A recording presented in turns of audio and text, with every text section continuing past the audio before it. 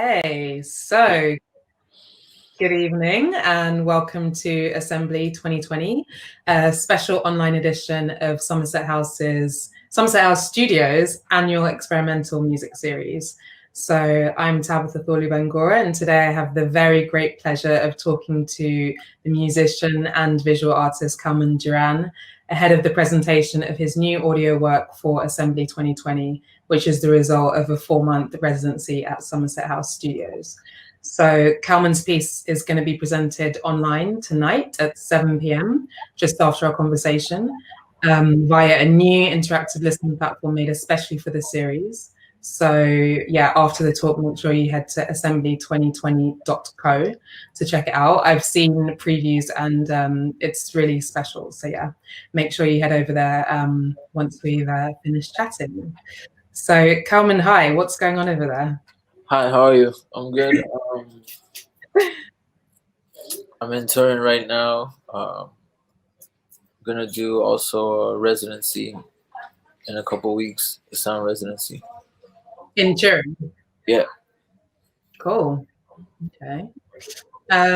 So you just got to Turin, right? Yeah, I just got here. How's it? How do you feel being in a new space? Have you been to Turin before, actually? No, I've been to parts of Italy before, but I've never been here. It seems like it's a nice city. There's a lot of people outside, so it's kind of nice, but I don't know. It's always just nice to be in a new place, but sometimes it's not nice. Sometimes like stability goes far sometimes. The what goes far? Stability. Yeah, just being like settled. Yeah. Although I know everyone spent the year being overly settled and trapped in houses, so swings and roundabouts. Okay, so let's get into it. To start with something relatively easy, I hope. The work you're presenting tonight is called A Last Cinema. Yeah. And I also noticed that your most recent record that you uploaded to SoundCloud, the picture, the cover image of that, you seem to also be in a cinema. Oh yeah, that's a mixtape, yeah. Yeah, on the mixtape. So what was the last film you actually saw in a cinema? I'm curious. The last film I saw in a cinema, unfortunately, was probably Tenet. Before that, I saw something at the ICA. Forgot the name of it. So without any spoilers, you didn't like Tenet? It's just entertainment, I guess. I actually had high hopes because I'm obsessed with Robert Pattinson, but I also saw Tenet in Paris, and yeah, it's not good, is it? It's just not a good film. But more seriously, I wanted to know, is there a film that changed or shifted your musical practice? Is there something that was there a film that particularly inspired not your visual practice, but your actual, your work as a musician? A lot of people always ask me about whether my music has something, is it related to my visual work? It's not really, but because I haven't conflated the two, I think it's a good term for it. The thing is,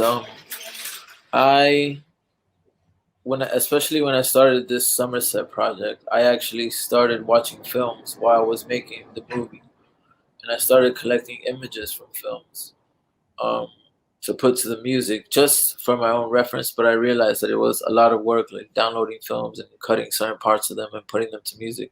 I was just cutting out parts in films that were just shots of nature, old Japanese films, old Brazilian films, just films that are not easier to come by, let's say.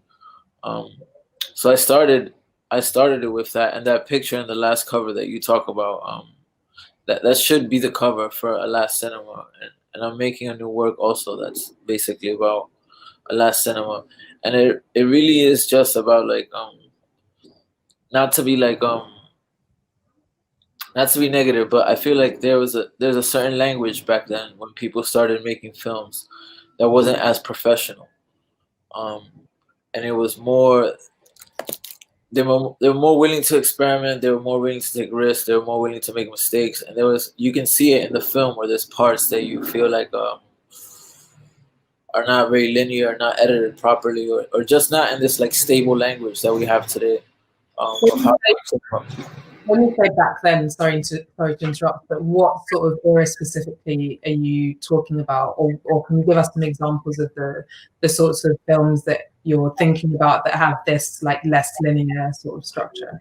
just like experimental films or films where the director has like a sort of actual interest in it. That it's not just a script that someone's giving them. And the last film that I really was, even though it was, there's a lot of problems in the film, but I saw a film at the ICA called The Dead and the Others. It's a Brazilian film. And it's about this indigenous family in Brazil. The filmmakers did not know them and did not speak the language. So I feel like that's a problem, but I still feel like they should have made the film. It was a beautiful film, and the actors themselves wrote a lot of the lines. And it's funny because a lot of the reviews, especially in the UK, is complaining about how the actors weren't professional or how the language wasn't as smooth. Granted, these people don't speak your language, and the rhythm of their language is different. It's not really acting rhythm.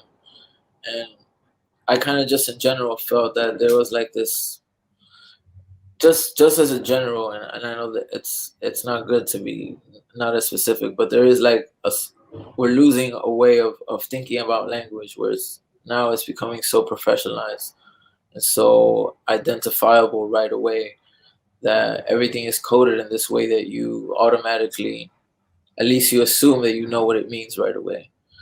And sometimes I kind of just want to slow down. And when you say a language where you assume that you know what it means right away, you mean like a visual language? Yeah, a visual language, just like as simple as like your Instagram feed looks a certain way, and you know how to read those kind of feeds. You're like, oh, this belongs to this kind of person, or this belongs to this kind of person. Sadly, so that kind of visual language, which I realized that was happening when I was teaching high school in Los Angeles, and I realized that my students, their way of identifying things was a lot different than how I grew up. And I was just like, is it really social media, or am I just getting old? Etc. Just that kind of stuff. So when I mean like a last cinema, I just mean like a last way of like, not that there's a last way of thinking about something, but it's like you can see that there's a wave that pushes you that way, even if you're trying to go against it. So. Yeah, I mean, I do think there's a kind of like flattening of visual language on social media, just even by the very nature of just everyone being fed stuff algorithmically. It kind of washes away the individual sort of practices, people's kind of individual visual world somehow. Yeah, and I like every single artist has their own language, and I think we should give all of them the time and space to learn that language. It's not like you're gonna learn it right away. And I'm not saying that I know my own, but reading reviews or having people or what you've told me about my music, I'm like, oh yeah, I can see where that comes from, and then slowly that pushes me in a certain direction. But it's not like I'm trying to identify it right away. And the Somerset House, the whole call and response thing the whole process was kind of like that. It really was taking certain ideas and then putting them in that space, and then really Tom figuring out where to space them, how to track some of them, how much space in between the lays, just stuff like that, which I'm really into. But yeah, I guess that's what the title means, to tell you the truth. It's a bit vague and ambiguous, but at least that's what I'm trying to get at. No, it's super interesting. So, I mean, tell us a little bit more. I mean, you've started talking a bit about how you produce the work. Obviously, the project shifted from being something that was going to be presented physically in a physical space at Somerset House itself to something that Somerset House Studios decided to present online. So, did that shift kind of change the way that you approach the work at all? Not really, to tell you the truth. I I made it as well. I made it on my computer, and then it's translated into that space. So I don't have a problem if it's translated into another context. Yeah. Interesting. It would be cool to hear a bit about I mean, without giving too much away about the piece itself, because I know people are about to experience it, but to kind of hear more about the different transitions and the different spaces that you sort of take people to across the course of the piece, which is relatively long. Okay, so I guess formally they have like certain melodies that are themes, and those themes are translated, for example, into a flute or into a conga, and they have their own sections. So it kind of sounds like a score for a film. They're all supposed to mimic scores for films. And I don't want to use the word moody, like to emotional, but I sample whatever kind of, if I'm online and I'm reading something and I look something up and I look at it, even if I look at it for 5 minutes, I'll put it away and I'll sample it later, even if I wasn't intending to use it for that. And there's some of that here, but I mean, not even without giving too much away. There's some sound bites in it where they're interviews, and because obviously I'm from America and I was in London and in the UK. It would obviously do me some good to learn some history about the neighborhoods that I'm living in, etc. And I found this documentary on YouTube that was, I guess, banned or censored a long time ago, but it was about race relations between youths in Manchester, and it was about supposed neo-Nazi groups, and black youth and how they were fighting each other in this neighborhood because something about the city raised a whole entire block of flats that were supposed to be for low-income housing, etc. The usual story you hear about neighborhoods. And I just quickly sampled the part. The interviewer is terrible. The way the way he's asking him questions, and the way they describe it, I think, is even better. And he says, "Why do you think these white youths keep bothering you and keep doing these things?" And he simply says, "Well, it's their religion, isn't it, to bother?" Um, so I thought that was like a very, not only a poetic way, but also a way where you are answering the question the way you want to answer it, instead of having this news reporter come up to you and ask you these really kind of strange questions. Granted, the white youth say it's not a racial thing; they say it's like a gang thing. Um, but that's another conversation. Hmm. But for example, something like that is a soundbite in it. So yeah, I mean, I was going to ask you about your use of samples, and I'm particularly interested in this like idea of, I mean, this example that you give of this particular clip kind of embodies it in the sense that the youth sort of replied to the interviewer and he sort of found his own context for that question. He sort of reframes the question in the way that he answered it. Yeah. And I feel like that's something that you also do in the way that you use samples, like taking these snippets out from from contexts that are quite loaded and almost like refiguring or like recontextualizing them. Would you agree that that's something that you do and can a bit more? Yeah, I mean, there's a conversation to be had about sampling and the problems of that and who has license to what, etc. Um, but I also, when I sample, I also don't feel the need that I have to like overly explain it to I don't know how to say it. It's like I can speak about it, but I'm not actually talking to them. There's a certain audience that I'm talking to, and that audience will understand it, and they'll know that it's loaded, etc. And they'll also understand the problematics of it. But I'm also not trying to, like, for example, that kid could have answered the question, be like, well, explain to the interviewer what racism is, how it affects people of color, etc., and go through this whole emotional and like arduous kind of conversations that take a lot of energy. And instead, he answered it, like you were saying, in his own context. And I, at least in some parts, even if it's a bit futile, like try and not overly explain things like that, because well, one, I don't want to assume anything about an audience. I also think people, they're not, a lot of the stuff I make is not that deep, to tell you the truth.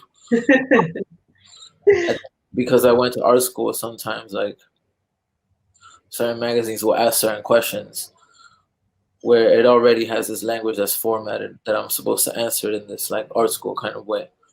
And I'm not necessarily interested. That's the reason why I started making music, actually, was to kind of get away from that part. So yeah, I think there is, I do take a lot of, there is a privilege that I have when I take some of these samples, but there's been some times where people have definitely given me shit about it and been like, maybe you should name this different. Title the track differently because of the sample that you use, you mean? Yeah, or yeah, just.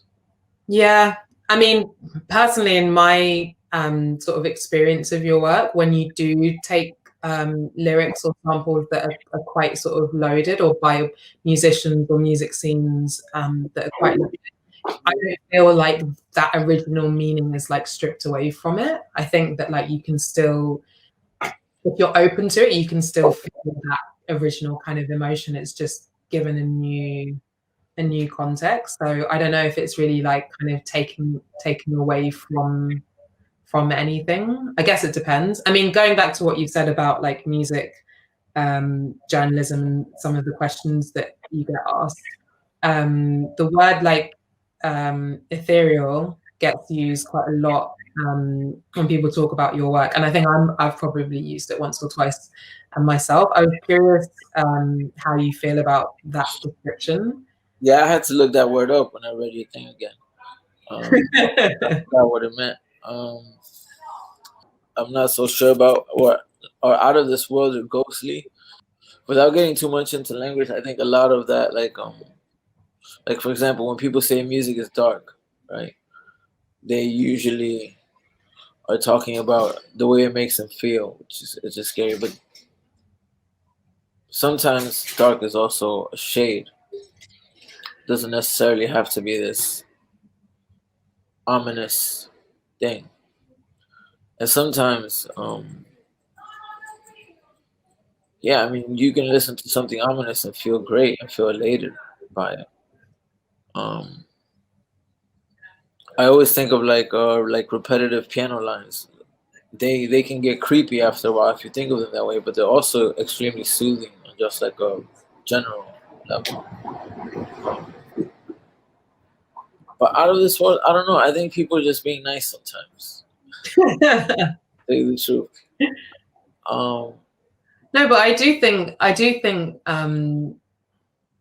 it's not all your music, because obviously, you're quite prolific and there are lots of different releases, and even within mixtapes or releases, there are different moods. But I do think that is something you could sort of characterize your work, with something about being like out of your body, or maybe it's because, you kind of made a splash with this sort of making kind of new forms of reggaeton that people associate with being like very much in your body. So Yeah. this sort of like the combination of that like super physical music, something that's really visceral, with this more like moody or like ghostly or ambient sound. I think you couldn't help but sort of think about ghosts. And I think particularly also in terms of like some of the samples that you use as well are very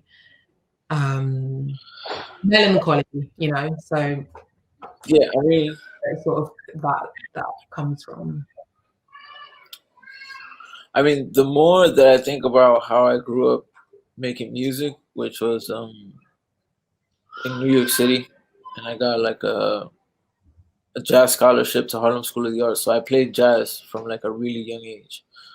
And our teachers, when I started listening to hip hop, our teachers started telling us like, "Oh, a lot of those is jazz samples."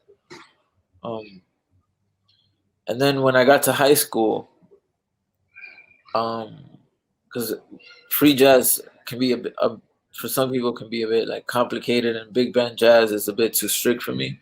And I started playing blues, and I was really, I mean, all the teachers found it a bit weird because I was so young, and I was kind of just obsessed with these really old guitar players that played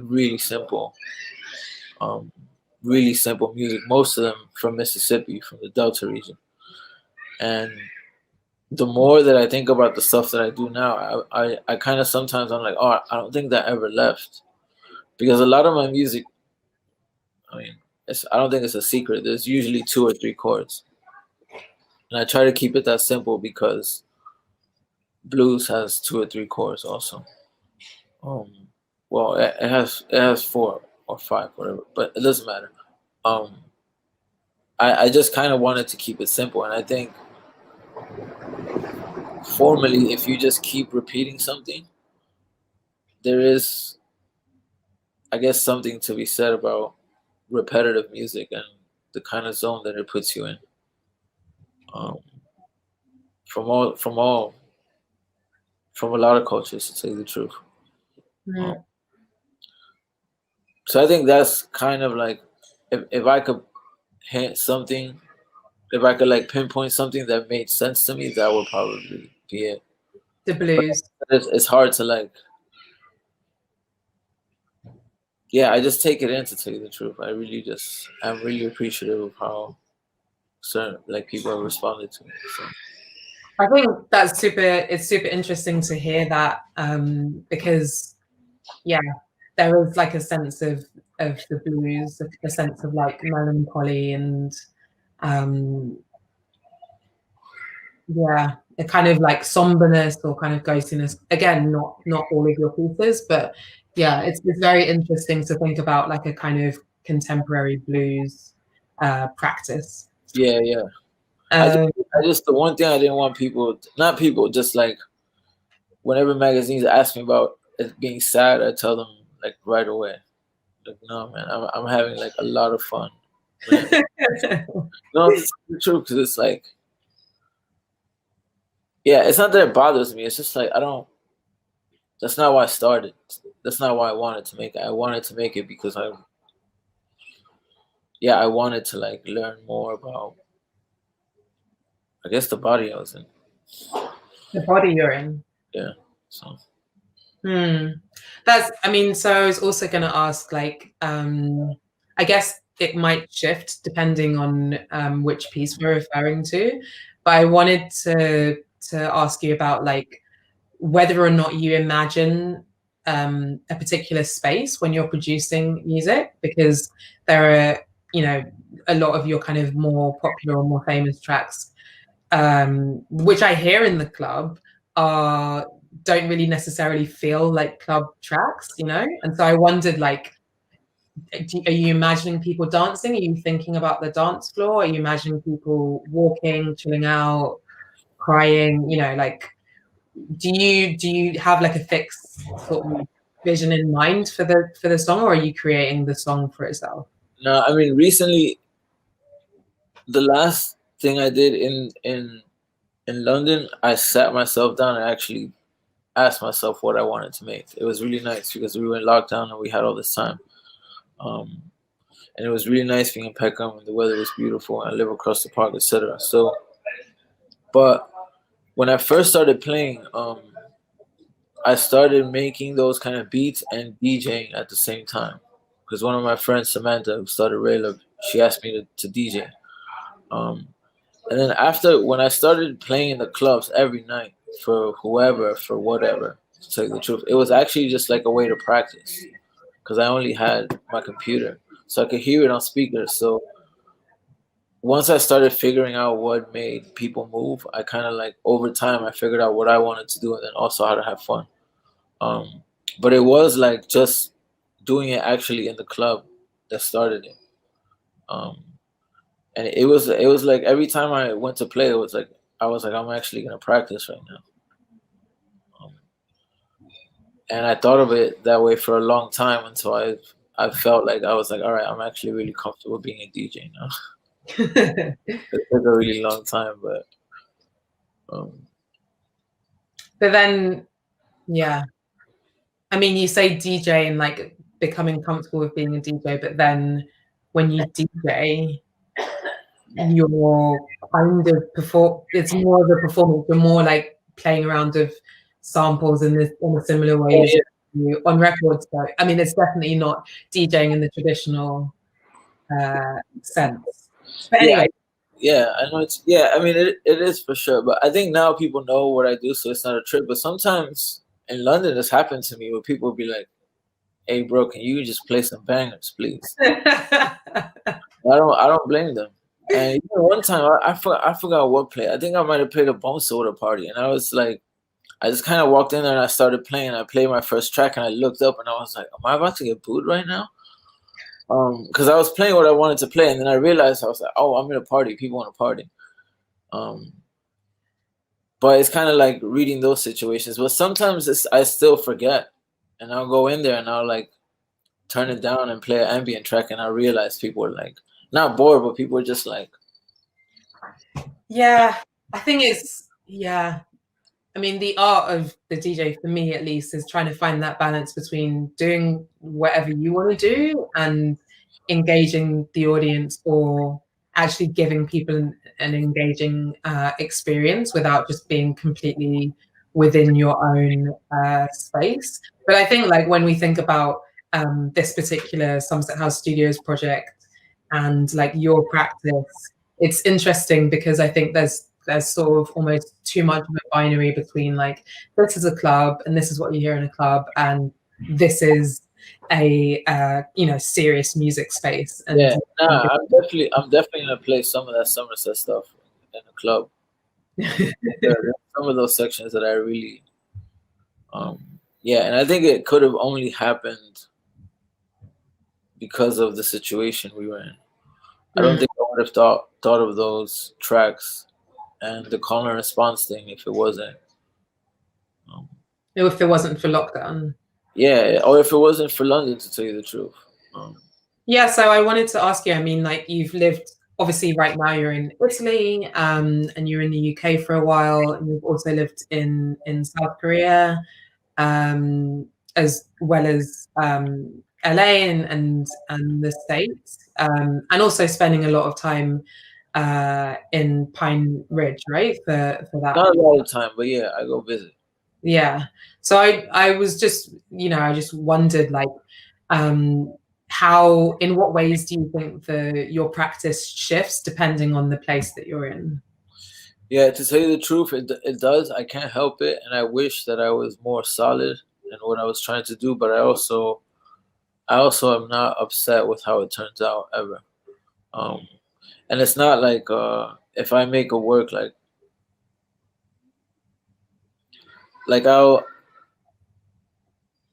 know that they're just tied to a specific circumstance and a specific context, and I guess maybe this is bad to admit, but I don't really listen to my old stuff after I make it, to tell you the truth. Like I'll play them in clubs, but I don't revisit them on my iPod, like when I'm walking on the street. I don't know why that is, to tell you the truth, but I guess maybe it's sort of like, I don't know, you take something outside of yourself and then you've kind of dealt with it, like when you create that thing. Maybe it might be a bad habit, to tell you the truth, because it's like, all right, I'm finished now. Let's move on to the next thing. But done.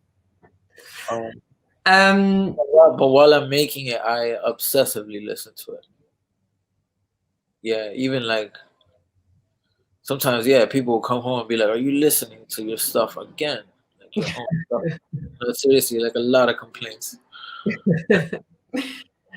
Well, you mentioned listening to something while walking down the street, and so I was listening to like lots of your kind of older work in preparation for this interview, and I was thinking about the track "Die Here," which is one of my favorite songs of yours.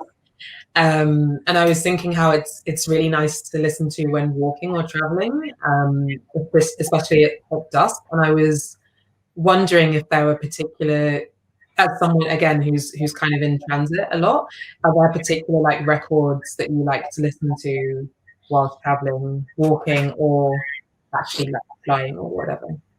I think I listened to the same like 10 to 20 albums for like the past 10 years over and over again. Which is really bad. Yeah, I don't, Tell us about some of them. I just like there's certain artists that I just always like listen to. Like for example, I think the only I listen to hip hop actively all the time, especially to new artists. But I think the only album that I've listened to, maybe like actually listened to, was like the last Nipsey Hussle album. Um, and I think it was because I was in Los Angeles and I felt like being in high school and teaching in some of those high schools, I was like, okay, like this is what students actually are listening to. Like this is what feels real to them.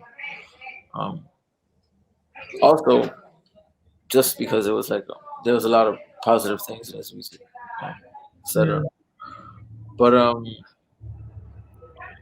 I listen to a lot of ambient music, to tell you the truth. That's about. But honestly, I listen to DJ shows mostly. I listen to DJs actually. As in DJ mix, listening. Yeah, like mixes. I listen to mixes a lot, and then I usually, and a lot of times I think that's how I find samples. Recently, I just like will look up some of the artists, and that'll take me somewhere.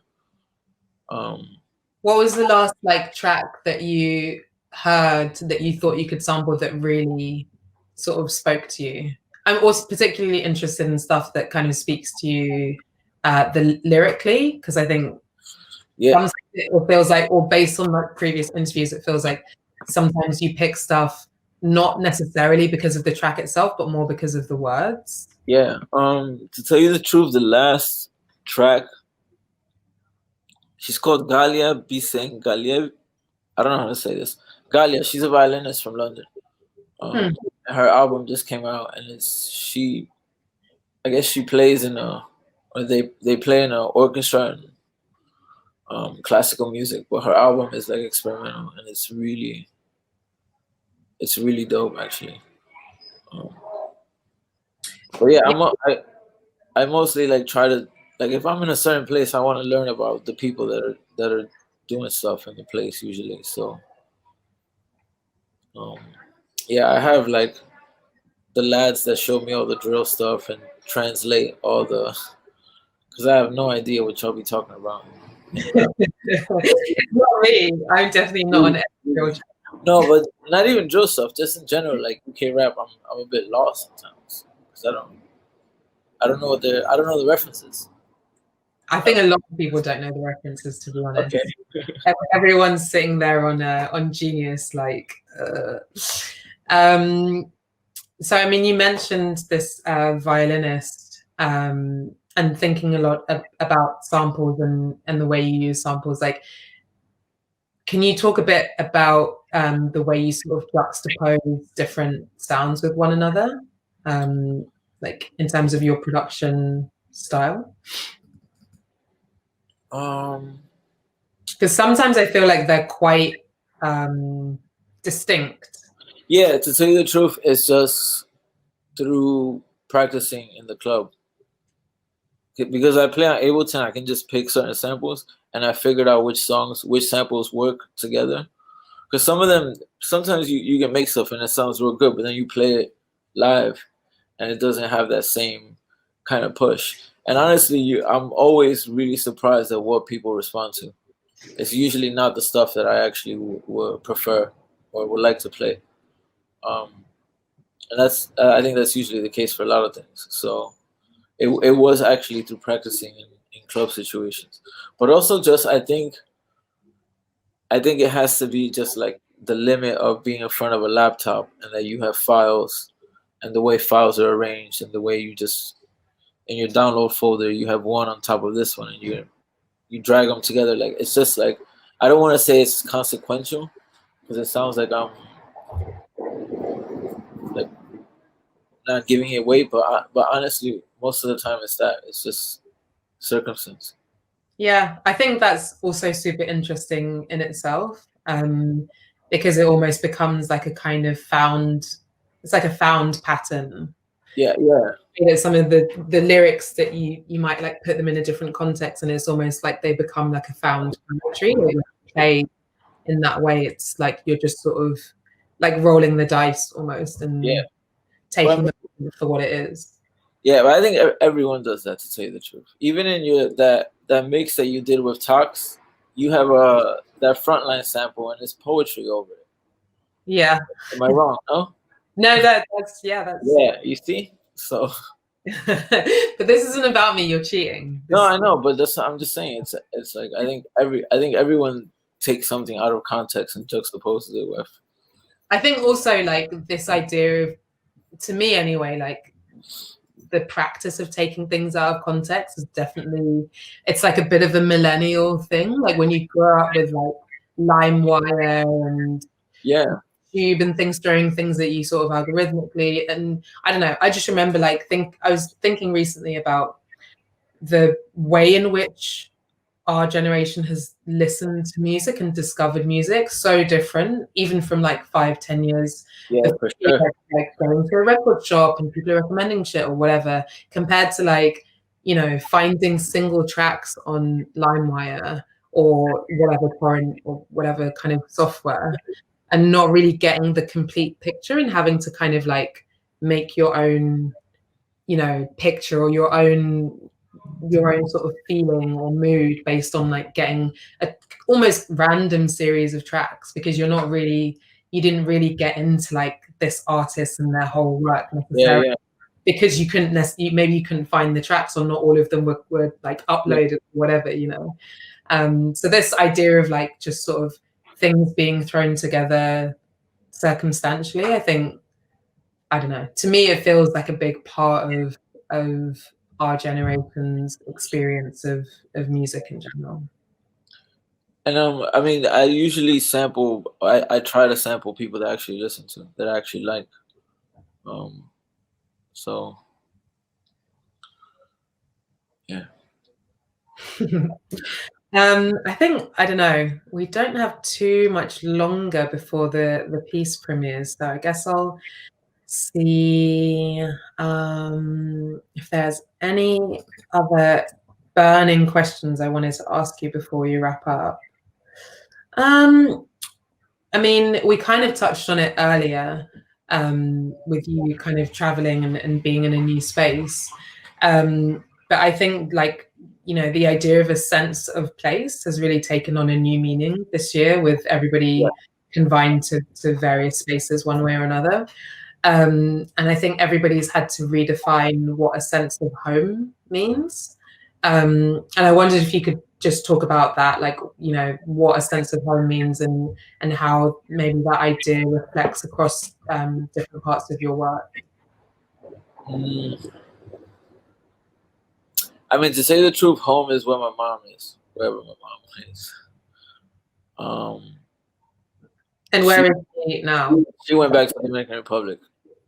She just most of my family just came to America to work, and then they go back to retire. Almost everyone. I think my sister's the only one left in New York. Um, so yeah, like I think I just tried to make stuff wherever I am, wherever I'm staying. And I think that's also a product of like our generation being a bit and being a bit precarious, just in terms of like living, economics, etc. Just like, um, so yeah, I can't really, yeah, just where mom is, just where my mom is, to say the truth. Okay, and last question before we close. Um, I mean, I have a feeling I know what you're going to say, but is there anything you'd like to tell listeners before they explore the work, like before they kind of get into the premiere, a place they should or could try to come from, or a particular word or mood or feeling? Um, I guess maybe just I mean, you can't help but to think about things visually, anyways. But it's different when someone tells you, like, try to think of the work visually. Maybe that'll help. I'm not sure. Um, but yeah, it's definitely like there's definitely a shift that happened when I was in London, and I think I think the whole call and response, like the space, and just thinking about how to make music for that space while being at home, um, it kind of made me slow down and actually tell myself first what I wanted to do and then do it. Whereas usually I work the other way around. Mm. Um, but no, it's just you do whatever. Okay, so everyone do whatever. Thank you so much for the conversation. It's always super nice to chat to you. So yeah, reminder to everyone tuned in at home, go to assembly2020.co to experience the premiere of Kelman's piece, A Last Cinema. Yeah, how you even paused. Of course. And yeah, thank you so much. Enjoy. Thank you so much, Tabitha. Thank you so much.